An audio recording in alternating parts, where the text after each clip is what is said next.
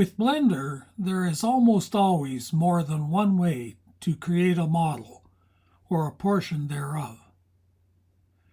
As I was finishing up creating a barn light model, using Blender's spin tool to bend the tubing, a new Blender add-on appeared on Blender Market, the Bender add-on, that could accomplish the same task. I was curious to see if it was just another way of bending tubing for the barn light, or indeed a simpler way of doing it.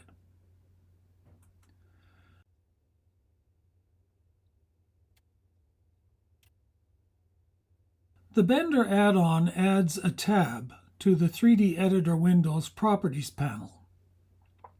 Initially, the only option is in Object mode to add a bend to a selected mesh by selecting Bend It. A gizmo is added to the origin of the mesh. Selecting No Limit Bend allows you to adjust the size of the gizmo and the size of the grid.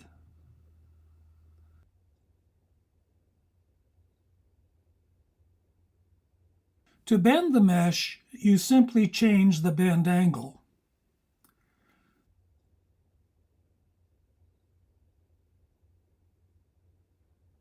Selecting Limited Bend adds a second grid to the gizmo.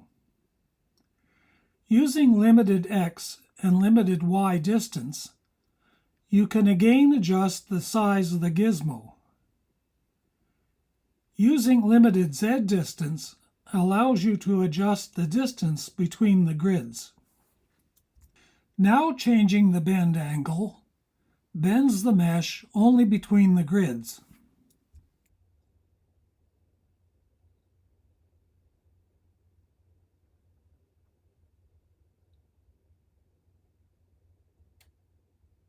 Much like a modifier, you can view the mesh without the bend applied by selecting Bend Bypass. You can remove the bend by selecting Remove this bend, or apply the bend by selecting Apply this bend. Like modifiers, the bend is non-destructive. That is, you can go back and change the bend at any time before you apply it.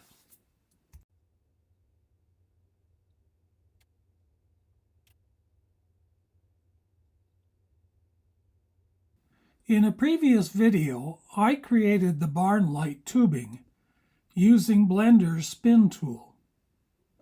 The link to this video is given in the description. Resource files are also available for you to try this method.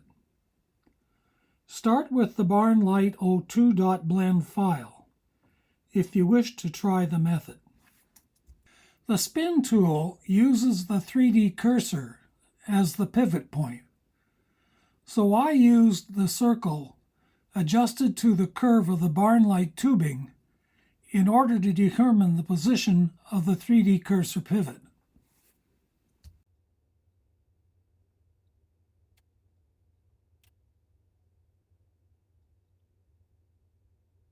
Here is how you can use the Bender add-on to bend the barn light tubing.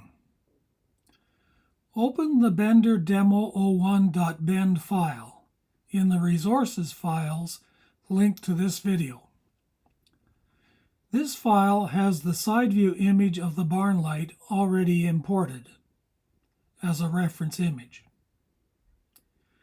You will need to create a cylinder mesh of sufficient length and geometry to shape both curves of the barn light. Select the cylinder mesh and set the Z dimension to 2 feet. Apply rotation and scale. In edit mode, add 40 loop cuts. Keyboard shortcut Ctrl plus the R key, enter 40, and select Enter twice to fix the loop cuts in place. Move the cylinder up on the Z-axis to sit on top of the shade.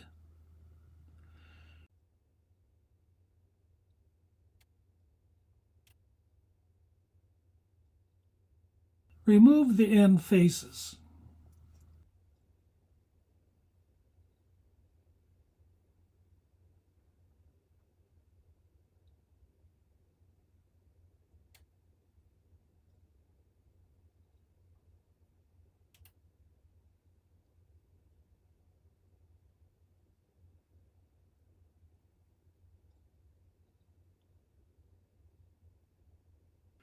Set the origin of the cylinder mesh to the third loop of edges where the first curve starts.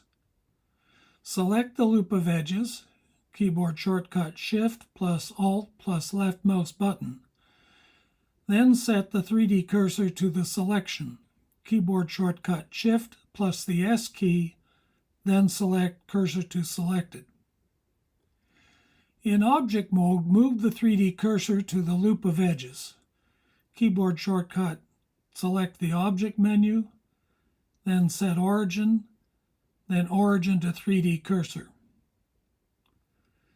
In object mode, with the cylinder mesh selected, add a bend. Keyboard shortcut, select the BB Tools tab, and then bend it. You can adjust the size of the gizmo and the size of the grid if you like.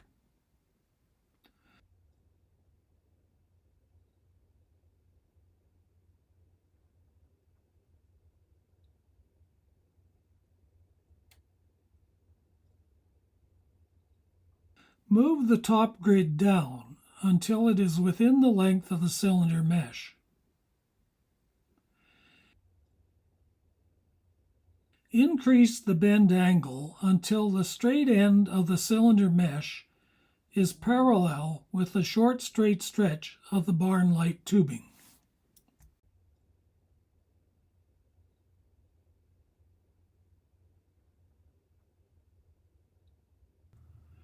Increase the bend angle.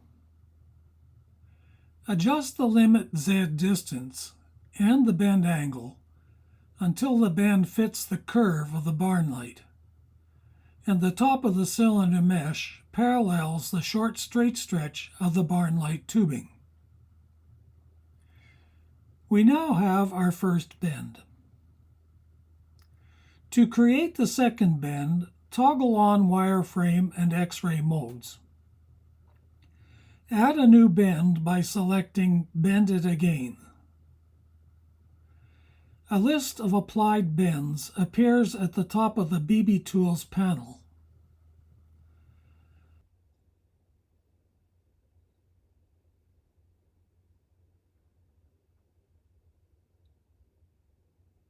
With the bend.002 selected, by increasing the bend position X and the bend position Z, move the gizmo on the X-axis and on the Z-axis to center it on a loop of edges at the start of the second curve. Use the Shift key to get finer control of the movement, and if need be, enter manually the values for bend position X and bend position Z. You can enter values to at least the 4th decimal place.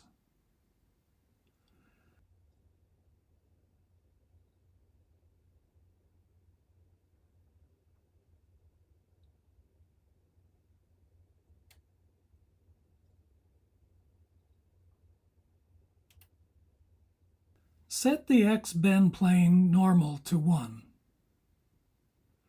Adjust the Z bend plane normal so that the normal of the gizmo points in the direction of the tubing.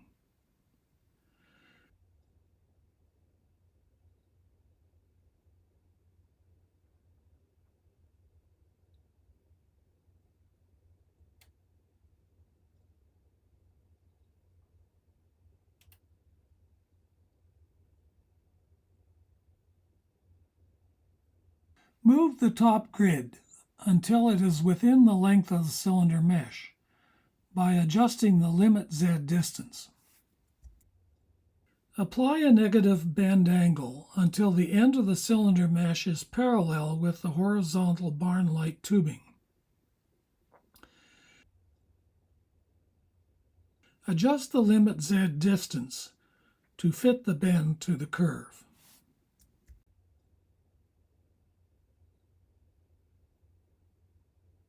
Now that we have our second bend, we can apply the bends by selecting Apply All Bends.